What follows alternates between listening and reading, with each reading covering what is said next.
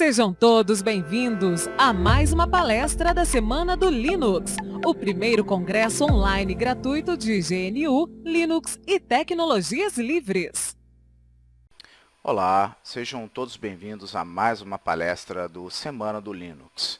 Eu sou o Kleber de Paiva Siqueira Costa e vou estar ministrando a palestra Desvendando o DNS através do Bind. O objetivo da palestra é abordar os seguintes temas. Vamos iniciar com a apresentação do palestrante, vamos fazer uma introdução à resolução de nomes e teremos uma prática que eu vou executar em um ambiente. Esse ambiente é constituído por máquinas Linux da distribuição Debian e nessas máquinas eu vou estar executando a implementação do Bind, utilizando o RNDC como ferramenta de gerenciamento, implementando um DNS reverso, definindo a estrutura entre DNS primário e secundário,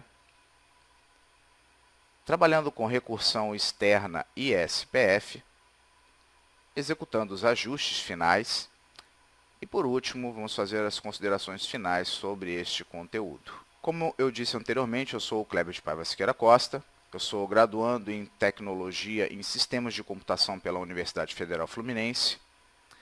Atualmente, eu sou analista de suporte computacional pleno em uma autoridade certificadora. Antes disso, eu tenho como experiência profissional as seguintes atribuições. Eu fui analista de infraestrutura Linux e instrutor de treinamentos Linux e PHP na ForLinux por 2 anos. Fui webmaster e analista NOC em um ISP de links dedicados por 2 anos. E fui desenvolvedor web em uma empresa chamada Host Connect IBR Host por 7 anos. Vamos agora à introdução à resolução de nomes. DNS, Domain Name System, é o sistema utilizado para a comunicação de dispositivos através de nomes. Sem o DNS, a comunicação na internet ocorreria somente através de endereços IPs. O DNS ele funciona através de um sistema distribuído entre servidores, descentralizando a responsabilidade administrativa sobre o esquema de resolução de nomes. Nessa palestra, você vai entender o esquema de resolução de nomes através de uma implementação do software Bind, que é responsável pelo serviço de resolução de nomes no Linux. Todo o conteúdo será abordado na distribuição Debian. Porém, a arquitetura do serviço ela não difere caso seja implementada em uma outra distribuição, como, por exemplo, o Red Hat. Vamos partir agora já para a implementação do Bind. Para instalar o Bind e algumas ferramentas de diagnóstico para DNS, basta executar um comando bem simples, aptitude install bind9. O bind9 é o pacote que traz o software Bind para o Linux. E o pacote DNS Utils, que no caso traz uma suíte de ferramentas de diagnósticos para DNS. Após a instalação, é aconselhável que você verifique se o serviço ele está rodando, se realmente a porta que trabalha com esse serviço ela está em estado de escuta. No caso, o DNS, o Bind no Linux, ele utiliza a porta 53. Para comunicação com clientes, consultas em geral, ele trabalha com a 53 utilizando o protocolo UDP. Mas quando o DNS troca informações com outro servidor DNS, ele utiliza a 53 com o protocolo TCP. Então é interessante que você entenda esses detalhes, que você saiba disso. Bom, a teoria ela é muito interessante, porém, eu já vou para a parte prática nesse momento, ok? Eu tenho na minha máquina uma infraestrutura composta por servidores Debian e essa infraestrutura ela está virtualizada. Eu tenho uma máquina que é um firewall de borda, ela possui já um conjunto de políticas definidas para o iptables, ok? Então esse firewall é o meu gateway e eu possuo um servidor chamado master e um servidor chamado slave. A implementação do Bind será na máquina master e na máquina slave. Logicamente, a máquina master será o DNS primário e slave o DNS secundário. Bom, como foi abordado no slide, para instalar o bind, basta rodar o comando aptitude install bind9. E para instalar o pacote com as ferramentas de diagnósticos do DNS, é o pacote DNS Utils. Eu posso instalar os dois de uma vez. Tanto o aptitude quanto o apt-get trariam o mesmo resultado, ok? O aptitude é apenas um front-end do apt-get. Bom, então os pacotes já estão instalados, então não tive nenhuma tarefa sendo executada. Eu posso verificar se os pacotes realmente estão instalados através do comando dpkg-l bind9 e dns utils. Então, os pacotes estão instalados. Após a instalação, o mais sensato a se fazer é verificar o estado do serviço e verificar se a porta desse serviço ela está em estado de escuta. Então, eu vou começar rodando o comando service bind9 status. Bind9 está em execução e vou rodar o comando netstate para verificar o estado da porta e uma série de outros parâmetros sobre um serviço associado a uma porta. Então, eu vou rodar o netstate com o parâmetro n para que ele não me traga nomes, o L para que ele me traga as portas que estão em estado de escuta, em estado listen. Eu quero informações sobre o protocolo UDP, sobre o TCP também, e eu quero o PID do processo rodando sobre a porta, que é o número do processo. Pipe grep 53. Eu quero essas estatísticas sobre a porta 53. Então, o que eu tenho aqui? Tem o protocolo TCP, tem o TCP6, UDP e o UDP6 associados à porta 53. Ok? Tem uma 953 também. E é interessante o nome do processo que está vinculado ao PID, que é o named. Named é o nome do daemon de execução do bind, ok? Então, era exatamente esse resultado que eu esperava encontrar. Vamos analisar agora como a máquina está lidando com a resolução de nomes, ok? Para isso, nós vamos avaliar alguns arquivos específicos. Então, eu vou começar rodando o comando grep, procurando pela string hosts no arquivo /etc ns switch.conf. Bom, o que eu encontrei foi o seguinte: files e DNS. Então, o meu esquema de resolução de nomes ele está operando seguindo essa ordem. Quando eu procuro por uma máquina através de um nome, seja esse nome um domínio ou um nome de máquina, o processo de resolução de nomes ele encontra o IP do host que responde como autoridade por aquele nome de máquina ou domínio procurado. Nisso constitui-se a resolução de nomes. Como que o meu sistema lida com isso? A primeira coisa que ele faz, ele procura em arquivos internos se existe um mapeamento do IP, de um IP associado àquele nome que eu estou buscando. Então, qual é o arquivo consultado? É esse arquivo aqui, /etc hosts. Então, /etc /hosts é o arquivo procurado em primeira instância, quando eu procuro por uma máquina através de um nome. Esse arquivo ele serve para resolução de nomes primária, é um tanto rudimentar, ele é uma herança da ARPANET. Nós até podemos utilizá-lo para resolução interna de nomes em um ambiente com uma quantidade pequena de máquinas. E esse arquivo deriva do hosts.txt, que era o arquivo utilizado na ARPANET para resolução de nomes. E ocorreram uma série de problemas em decorrência do sistema de administração de nomes que existia na ARPANET. Com o crescimento da ARPANET e o advento do IPv4, se tornou praticamente impossível, uma tarefa extremamente árdua, utilizar o sistema de resolução de nomes como ele havia sido concebido inicialmente. Então, através desse problema, foram geradas as especificações do DNS atual que nós utilizamos, que é um sistema que funciona em formato de árvore invertida, começando a sua resolução através da raiz. Ele trabalha com hierarquia distribuída em níveis em níveis de domínio mesmo. E ele funciona através de um sistema distribuído de servidores.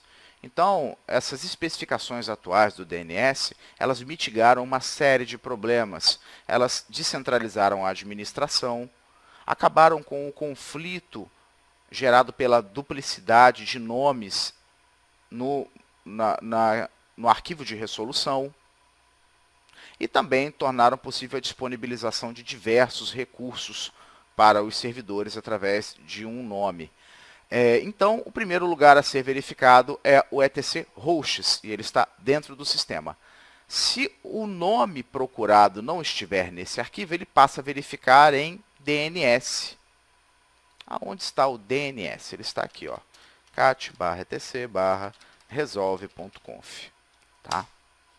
Então, eu tenho aqui o name server 8888, que é um DNS público e pertence ao Google, ok? Bom, então, se eu procuro uma máquina através de um nome e eu não encontro no meu sistema mapeado no arquivo etc hosts, eu vou procurar em DNS. Nesse caso, tem um IP, tem um endereço de um DNS público, e esse DNS público faz todo o trabalho para mim. Qual o trabalho que esse DNS faz? Bom, vamos fazer um exemplo aqui sobre isso. Imagine que eu vou procurar agora Firefox semana do linux.com.br.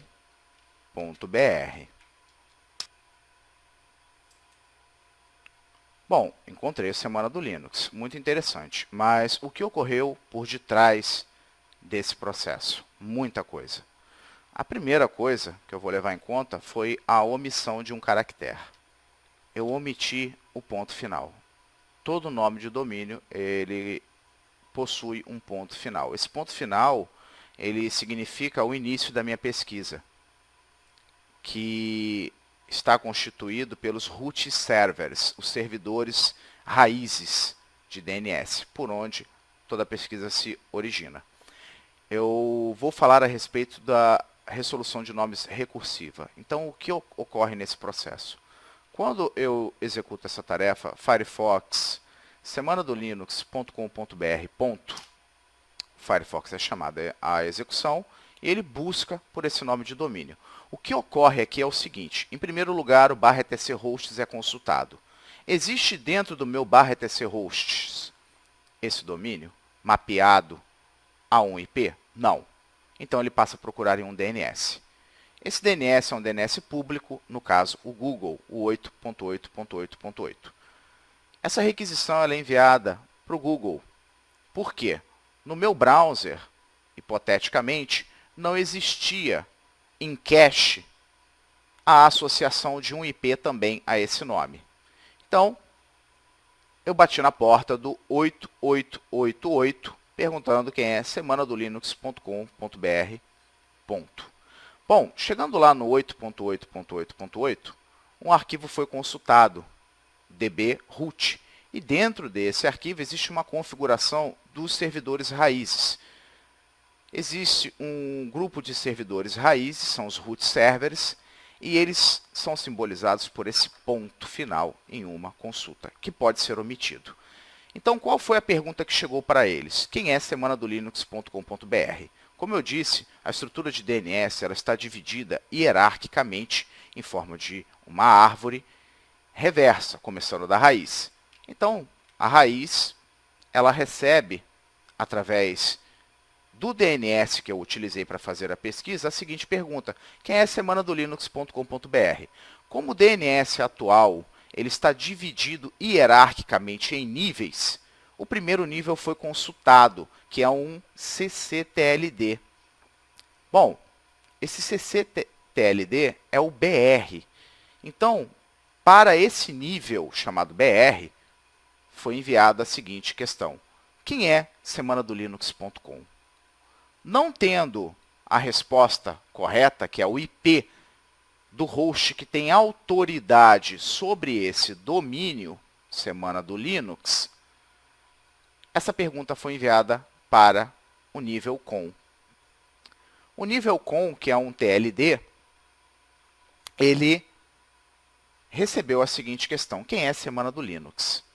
Não tendo o IP do host que responde com autoridade sobre esse domínio, ele chegou a uma máquina que provavelmente possui a resposta, que é o host que responde com autoridade sobre o domínio semanadolinux.com.br. Após essa consulta recursiva, passando por diversos níveis hierárquicos da estrutura do DNS, foi retornado para o servidor 8888 o IP do host que responde com autoridade sobre o domínio semanadolinux.com.br.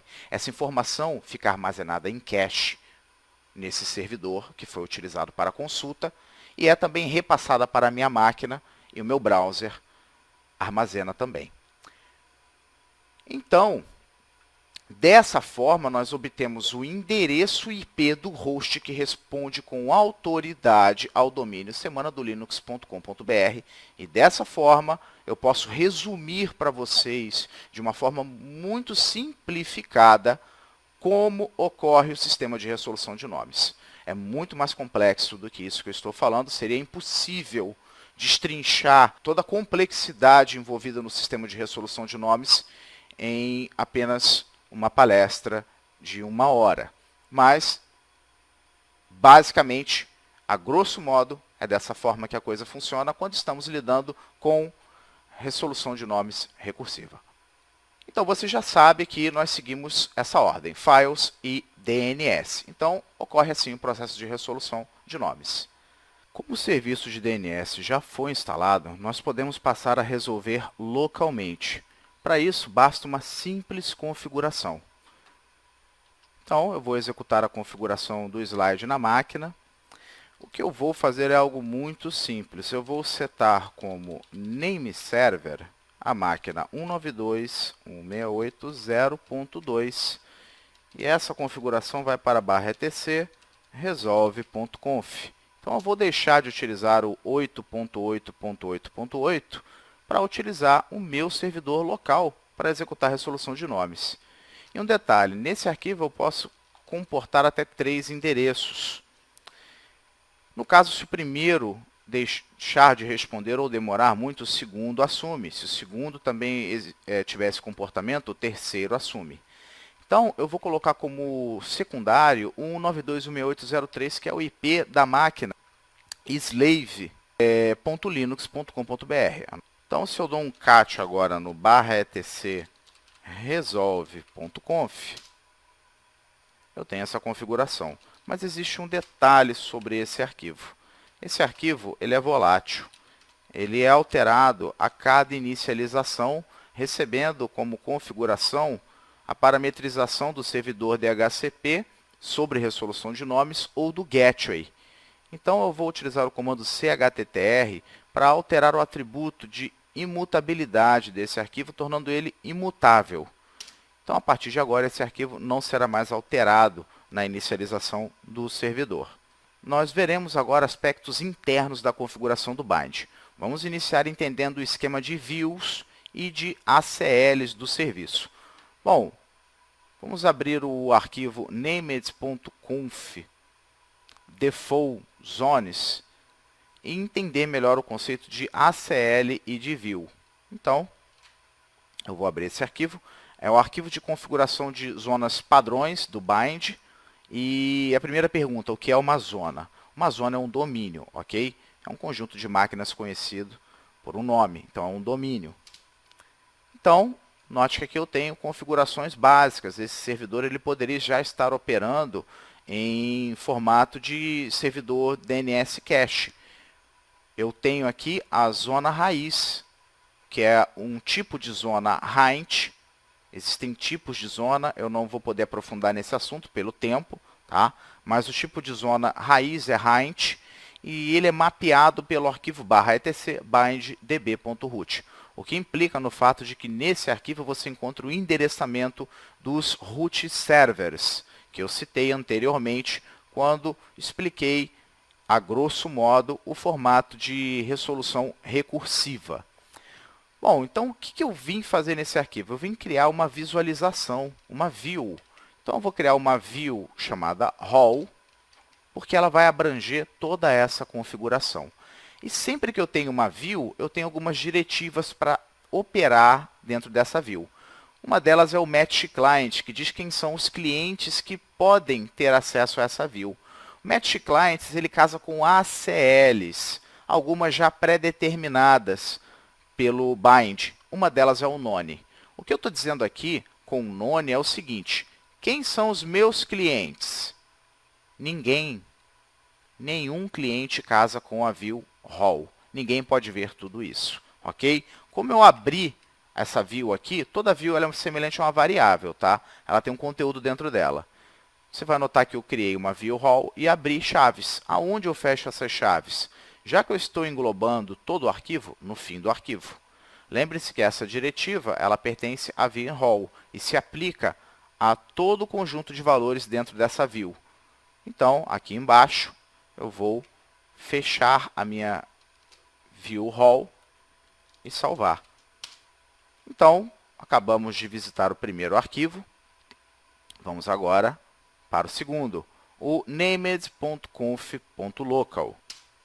Nesse arquivo, que por padrão só vem preenchido até a linha 7, nós encontramos uma série de configurações que devem ser feitas manualmente, conforme as suas definições de máquinas, né, o seu conjunto de máquinas, a sua infra. Bom, eu vou começar aqui com a criação de ACLs. O que é uma ACL? Uma ACL, assim como eu falei de uma view, acho que se aplica mais a uma ACL, tá? Eu poderia dizer que uma ACL realmente ela é muito semelhante a uma variável.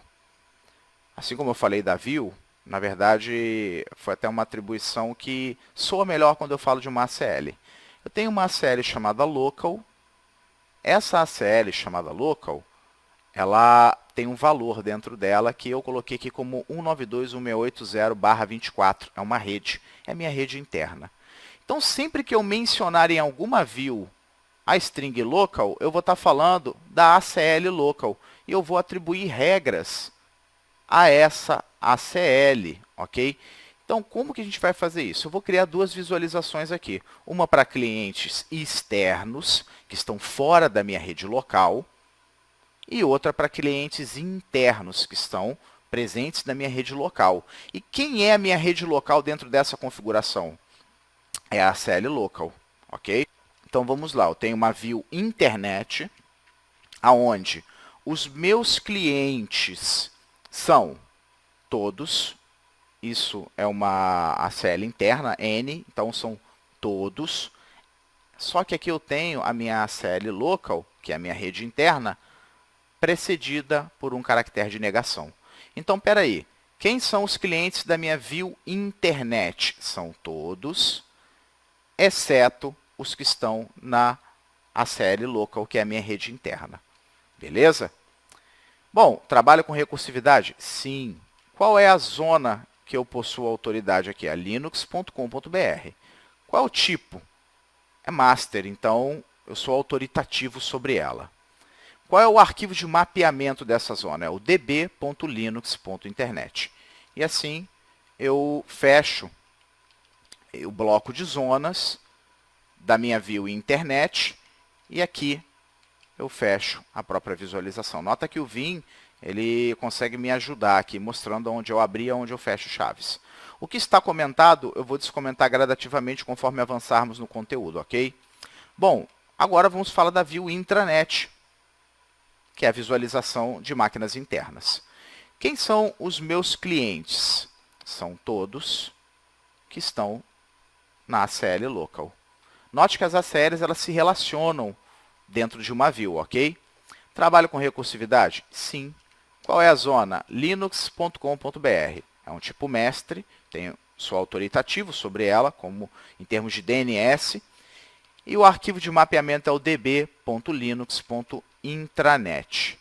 Aqui eu fecho a configuração de zona e aqui a configuração da view intranet. Já temos um bom entendimento sobre o arquivo named.conf.local, onde eu tenho a atribuição de minhas views. E agora vamos trabalhar nos arquivos de mapeamento, que são o db.linux.internet e o db.linux.intranet. Bom, nota o caminho, tá? Que é um caminho padrão aqui no Debian. vim/var cache bind e o nome do arquivo, que nesse caso db.linux.internet. Esse db não é uma obrigatoriedade, é uma convenção, ok? Não é um formato de arquivo, não. Bom, meu arquivo já está aqui construído e eu vou explicar linha a linha. Esse TTL é o time to live desse arquivo, tá bom? No caso do meu próprio serviço. O padrão dele, quando não é atribuído, já é 86.400, tá bem? Agora eu tenho aqui um arroba e um in, são colunas, ok? Essa coluna aqui significa um nome que eu poderia dar para ser mapeado. Quando eu tenho um arroba, significa que é local. Então, local, esse in significa internet. O SOA significa Start of Authority, início de autoridade. Então, esse bloco que se segue agora, ele é referente ao início de autoridade da minha zona linux.com.br. Então, qual é o servidor responsável aqui? Eu chamei ele de ns1.linux.com.br. Poderia ser qualquer outro nome? Existe obrigatoriedade sobre ns1? Não. Isso é uma convenção também, ok? É porque fica mais simples de entender. Então, vai ser o ns1.linux.com.br. Note que é obrigatório usar o ponto no final de cada atribuição de nome de domínio aqui. E qual é o e-mail do administrador? É o root.linux.com.br, sem arroba mesmo e com um ponto no final. E eu entro, então, no bloco de configurações do meu início de autoridade, onde eu tenho um número serial, que é muito importante, que por convenção possui 10 dígitos, mas eu poderia atribuir uma sequência diferente de números, um número de caracteres diferente, tá? E é o meu serial. Esse serial serve para checagem entre DNS master e slave. Uma vez que o serial difere, existe uma atualização, porque entende-se que um arquivo foi alterado. No caso, se o master tiver um serial diferente, o slave vai atualizar com ele, sendo esse serial superior ao do slave. Então, a gente tem uma ordem crescente de atribuição numérica aqui, ok? E como que ele faz essa atualização? Como que isso ocorre? Existe uma checagem, e ela ocorre de 8 em 8 horas. Na linha 4 você pode verificar isso. Poderia ser outro valor? Poderia. Você poderia configurar isso da forma que melhor se relacionasse com a sua demanda, ok?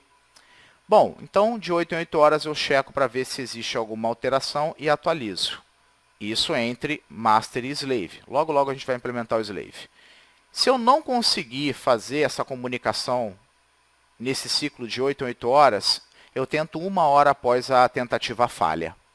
Se eu não conseguir, mesmo após essa tentativa falha, 1 hora após, em 3 dias sem resposta, eu paro de responder como DNS, ok? Bom, e eu vou armazenar consultas com falha por 3 horas, é o Negative Caching TTL. Note que os comentários nesse arquivo são atribuídos por ponto e vírgula, ok? Bom, e aqui eu tenho um mapeamento. Então, eu tenho localmente, na internet, eu tenho uma entrada NS. O que significa uma entrada NS? Name Server. Então, a minha primeira entrada name server é o ns1.linux.com.br. Nota o ponto no final, ok? E a segunda linha eu configuro um endereço aqui. Estou validando o endereço. Tenho localmente na internet um endereço chamado 200.100.0.1. É um IPv4, você nota pela entrada A, que é de address. Se fosse um IPv6, eu teria AAA, 4 As, ok? Aí seria um IPv6. No caso é um IPv4. E aqui eu tenho já a atribuição. Meu NS1, esse ns1 ele vai ser entendido como ns1.linux.com.br, ok? Eu não tenho necessidade de fazer isso aqui, ó, .linux.com.br. Se eu fizer isso, eu gero um erro nessa configuração. Talvez o serviço até start, mas ele não vai entender o que eu estou fazendo, tá? Então, ns1 na internet tem um endereço address 200.100.0.1. Aí eu criei aqui umas entradas fictícias. Vamos imaginar que eu rodo um postfix aqui dentro.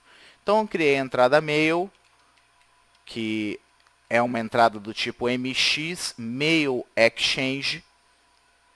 E quem é o meu mail? É o mail.linux.com.br. Note que ainda não é atribuição de endereço. E eu tenho um número de prioridade aqui, que é o 10. Se eu incluir um outro servidor de e-mail, a prioridade mais baixa é a primeira a responder. Então, se eu colocasse uma outra linha com outro servidor de e-mail e ele fosse o número 20, o número 10 responderia primeiro.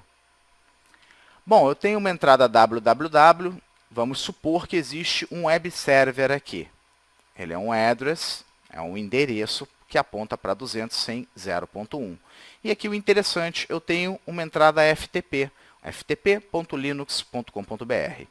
Essa entrada, ela é um CNAME, um canonical name, um apelido que aponta para www. Mas quem é o www? É o endereço 200.100.0.1. Então, eu posso trabalhar com apelidos, com CNAMEs aqui, para simplificar a minha configuração, ok? E, por fim, eu tenho um mapeamento de quem é o mail.linux.com.br, porque na entrada mx, Mail Exchange, eu só digo a prioridade e caracterizo ele como um servidor de e-mail, através de um nome e da entrada mx. Mas eu não atribuo endereço. Agora, aqui eu tenho, enfim, a atribuição de endereço 200.100.0.1. Poxa, mas todo mundo aponta para o 200.100.0.1? Sim, porque o 200.100.0.1 é o meu firewall. E quem estiver de fora não vai enxergar minha rede interna, vai ter que falar com o meu firewall. E para os clientes externos, o firewall ele é o único endereço válido.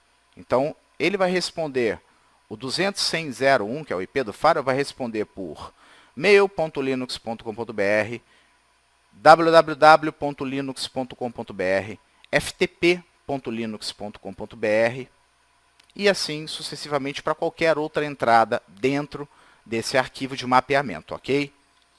Então, entendemos aqui o db.linux.internet e agora vamos falar do intranet. No intranet eu tenho um mapeamento interno. Eu não vou explicar novamente o início do arquivo, porque é idêntico ao anterior, tá bem? E o mapeamento, vocês já entenderam o conceito. Só que aqui eu lido com endereços internos, ok? Então, o 192.168.0.2 é o meu NS1. É a minha máquina, que é o DNS primário, ok? O meu servidor de e-mail, eu configurei, no caso aqui, o mail, é o meu slave.linux.com.br, que é o 192.168.0.3. Então, você nota a diferença entre a visualização para clientes externos e internos. Internamente, eu falo em outra rede e eu tenho uma atribuição distinta com relação ao endereçamento, ok? E aqui uma curiosidade. As minhas máquinas vão falar por nomes internamente também. Então, eu tenho uma máquina chamada master, que vai ser identificada como master.linux.com.br, que recebe o endereço 192.168.0.2. E a slave.linux.com.br, que recebe 192.168.0.3. Então, bem simples de entender após a explicação do arquivo anterior. Basicamente, os arquivos são muito próximos, porém, existe uma diferença por eu estar numa visualização externa em um e interna em outro para este mapeamento. Agora, o que nós vamos fazer é uma checagem de zona. Então, essa checagem ela consulta o meu arquivo, no caso, o arquivo de mapeamento da minha view interna e externa, e através dessa checagem eu verifico a sintaxe aplicada nesse arquivo procurando por algum erro. Então, eu vou validar a minha configuração de zona. falta um parâmetro na linha do slide, ok? Sempre que eu rodo o named check zone, eu tenho que especificar qual é a zona. Qual é a zona que eu estou checando? É a linux.com.br.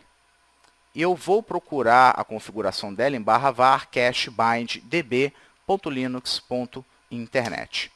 Bom, note que eu tive um retorno correto.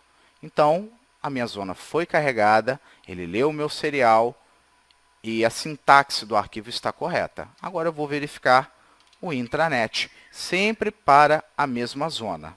Também ok. Então, a minha aplicação sintática dentro desses arquivos está correta, está tudo redondo. Eu posso, então, restartar o serviço. Service bind9 restart. Ok, redondo e funcional. Agora vamos trabalhar com a ferramenta correta para o gerenciamento do bind, o RNDC. Bom, não é comum que você simplesmente restarte um serviço em um servidor em produção. Isso gera transtornos. Então, o RNDC ele serve para que você consiga manipular novas configurações no bind sem a necessidade de estar restartando o servidor rodando um Service Bind 9 Restart, por exemplo. Então, nós vamos começar abrindo o arquivo named.conf.local. Dentro do arquivo named.conf.local, eu vou inserir a seguinte configuração, um include para etc bind rndc.key, e significa que rndc.key é a chave que nós vamos criar para o RNDC. E aqui um bloco de controle. O que esse bloco quer dizer? O endereço 127.0.0.1, usando a porta 953, lembre dessa porta que nós rodamos o netstate e ele nos exibiu essa porta vinculada ao named, allow tem uma liberação para localhost utilizar a chave rndc.key. Isso significa que o RNDC ele só pode ser utilizado localmente. Eu tenho que estar em acesso ao servidor, autenticado no servidor, para utilizar o RNDC. Ok? Então, eu acabo de fixar a utilização do RNDC somente em escopo local. E agora nós vamos criar a chave RNDC. Eu vou entrar dentro do diretório, /etc/bind, e dentro dele vou rodar o comando rndc config -r /dev random-a. Vou utilizar o arquivo random como um parâmetro. A chave já foi criada. Se eu rodar um ls-l, aqui está a chave. Está aqui rndc.key. Agora, note o permissionamento dela. Eu vou alterar, deixar mais restrito, 700 rndc.key. Então, service bind 9 restart. Pronto, agora nós podemos desfrutar um pouco do RNDC. Eu posso executar o comando rndc status, posso reler as configurações do servidor, exibir inclusive um help com todas as possibilidades de utilização para o RNDC. Então, eu vou começar aqui rodando um rndc status. Note que é uma saída bem completa sobre o servidor em si. Posso rodar um rndc reload. E a partir desse momento eu não preciso mais estar restartando o servidor após uma alteração em um arquivo de mapeamento, por exemplo. E um rndc -h para obter uma ajuda sobre a utilização do comando rndc. Vamos falar do DNS reverso. O DNS reverso ele executa a resolução de nome através de IP, por IP. Uma tarefa contrária à resolução comum, onde através de um nome você encontra um IP. É imprescindível que o DNS reverso ele seja configurado para que o seu serviço de envio de e-mails também não seja caracterizado como spam por outros servidores. Então, vamos agora aos arquivos de configuração para estabelecer do DNS reverso. Vamos começar pelo named.conf.local. Vamos no named.conf.local e você deve ter notado que existe uma configuração dentro das minhas views que não foi descomentada. Na view internet, que é a minha view para clientes externos, eu tenho aqui uma zona que é a 0.100.200 in addr.arpa. Nota que ela é o meu endereço de rede ao contrário, ok? Então, ela é um tipo mestre e o arquivo de mapeamento é o rev.linux.internet. Basta descomentar aqui, no caso já está configurado. E eu tenho aqui também, na minha view intranet, que é a minha visualização interna, a configuração do reverso. Normalmente, as pessoas não aconselham você configurar o DNS reverso para a sua view interna, mas eu achei interessante trazer isso para cá. E agora, vamos conhecer os arquivos de mapeamento, assim como fizemos com os arquivos de mapeamento comuns para view interna e externa. Vamos fazer também para os arquivos de mapeamento com o DNS reverso, com a utilização dele reverso. Bom, o arquivo está comentado, eu vou apenas descomentar. Você pode reparar que as configurações de início de autoridade são iguais, não diferem em nada dos arquivos comuns. E o mapeamento inicialmente também é igual, porém eu tenho uma entrada diferente. Eu tenho um número 1 atribuído com um IN de internet e um PTR, que é uma entrada Point to Recorder para mail.linux.com.br. Isso implica no fato de que um cliente externo vai conseguir chegar de forma reversa a mail.linux.com.br. E aí, quando tem aquela configuração em addr-arpa, que é a minha rede vista de forma contrária, e eu não tenho a atribuição do endereço de host naquela linha, ela entra nesse mapeamento. Esse é o primeiro arquivo, que é da view externa, e agora vamos visualizar o da view interna. Vou descomentar também, e aqui os mesmos detalhes que nós encontramos nos arquivos anteriores. A diferença é que agora, como é um mapeamento interno, eu tenho uma máquina com o final 2 e outra com o final 3. E nesse caso, eu tenho esse mapeamento feito aqui.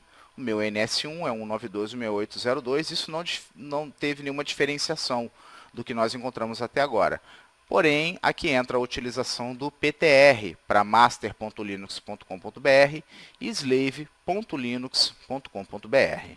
E para melhorar a segurança, nós vamos voltar a um arquivo, no caso, o named.conf.local, e dentro da nossa view interna, eu vou descomentar aqui as diretivas allow transfer, notify yes.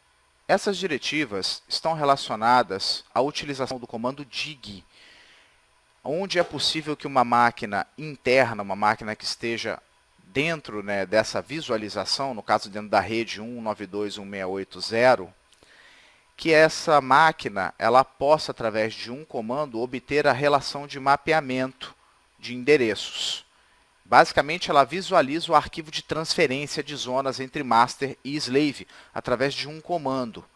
Então, para coibir essa utilização e setar que somente uma máquina específica pode fazer essa visualização e, consequentemente, a atualização de zonas, eu habilito as linhas 41 até 43, allow transfer, notify e also notify. Então, basta salvar. E no caso, eu vou rodar um service bind 9, restart. Então, foi reinicializado o servidor. Nós podemos, inclusive, verificar agora o arquivo. Vou dar um cat no arquivo.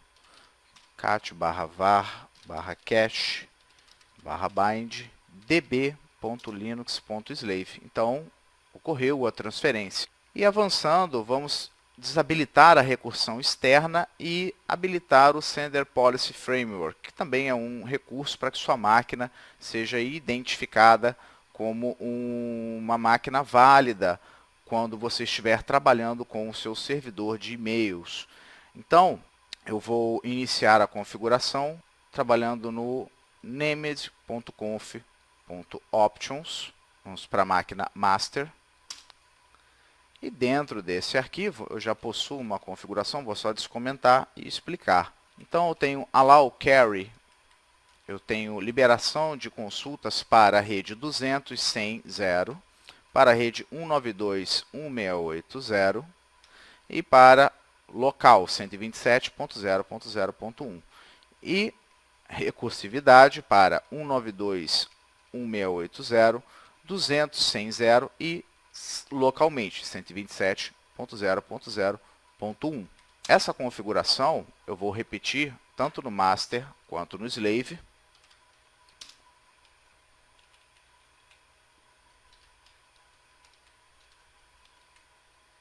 Basta descomentar o arquivo. É a mesma configuração para os dois. E agora nós vamos abrir o arquivo db.linux.internet no master. E dentro desse arquivo, basta descomentar a linha de configuração do SPF, salvar o arquivo, service bind 9, restart. E agora nós vamos trabalhar com ajustes para a máquina master e slave, são os ajustes finais. Então, em /etc/bind named.conf, eu vou fazer uma inclusão através do include, incluindo o arquivo /etc/bind bind.keys. Lembre que você visualizou esse arquivo quando criamos a chave RNDC. Isso é uma configuração comum, tanto no master quanto no slave. E em /etc default bind 9, vamos também executar uma configuração, que no caso é para que esse servidor ele só responda requisições em IPv4. Basta acrescentar um "-4 dentro de options. Essa tarefa deve ser feita também tanto no master quanto no slave. Tendo executado essas tarefas, basta restartar o serviço. Então, na máquina slave, temos que setar agora para que ela possa resolver também através do seu próprio serviço. Então, vou executar o comando echo name server 192.168.0.3 maior /etc /resolve.conf. A mesma coisa para o master, só que o master entrando como secundário na configuração da slave. E agora aplicando a imutabilidade sobre o arquivo.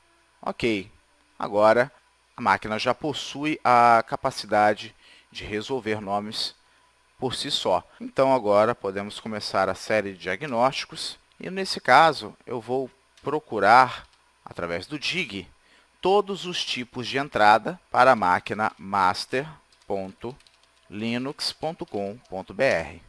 E aqui eu tenho o retorno do dig. É bem interessante esse retorno, porque qual foi a minha pergunta? Foi sobre master.linux.com.br. Você pode notar no header desse comando que não houve erro na consulta e que a resposta que eu obtive foi que ele é o 192.168.0.2, que quem responde como autoridade é o ns1.linux.com.br e o ns2.linux.com.br. O mesmo comando pode ser executado na minha máquina slave e eu vou ter o mesmo resultado. Agora, a grande questão é, e para uma máquina externa e uma máquina interna, como isso funcionaria?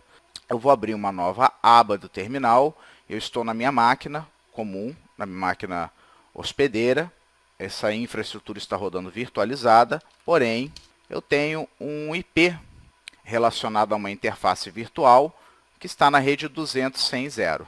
Então, através disso, eu consigo me comunicar. No meu terminal, eu vou autenticar como root.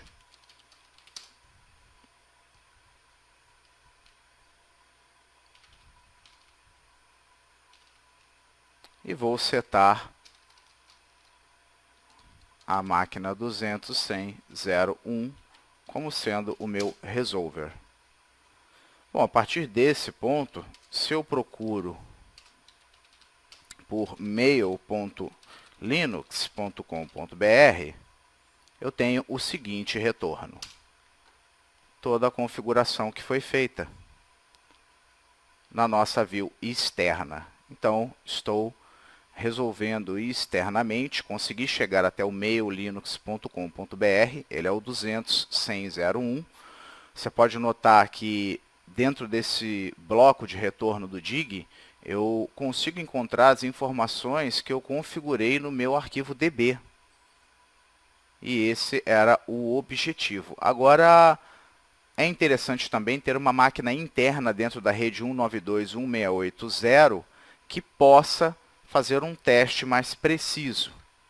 Para esse caso, eu tenho uma máquina interna.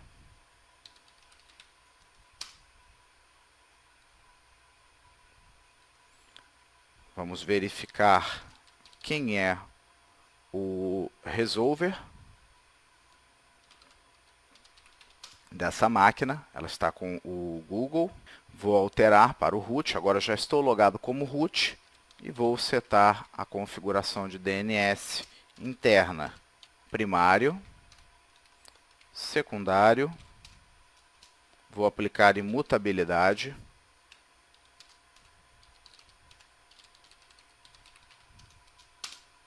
Com o ifconfig, você pode verificar que eu estou dentro daquela faixa. E agora eu posso rodar aqui um dig-tn para saber quem é o slave.linux.com.br. Eu obtenho o mesmo retorno. É interessante você notar que o server utilizado foi 192.168.0.2, que é o meu primário.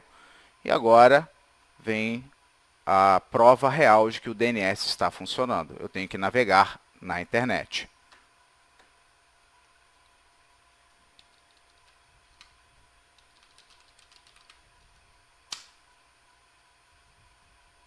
E aí está.